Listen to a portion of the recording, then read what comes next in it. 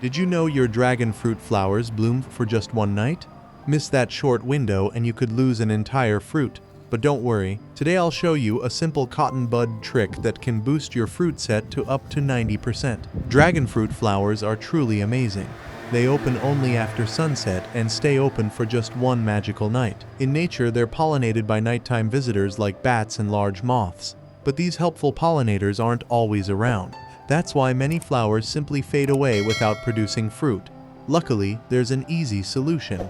The best time for hand pollination is between 8 p.m. and midnight, when the pollen is fresh and highly viable. Here's how to do it. Take a clean cotton bud, gently brush it across the yellow stamens to collect plenty of pollen. Next, carefully dab that pollen onto the flower's stigma, the sticky structure right in the center.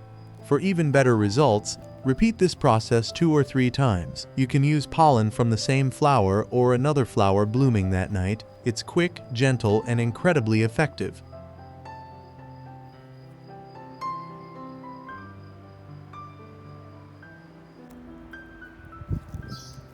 Within just a few days, the flower will begin to wilt, and that's exactly what you want. Soon, you'll notice a tiny dragon fruit starting to grow. One important tip: avoid watering directly on the flower for the first 24 hours after pollination.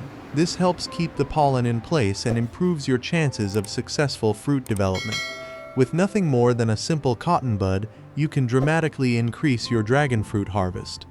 If you found this tip helpful, give this video a thumbs up, leave a comment telling us how your pollination went, and share it with fellow dragon fruit growers.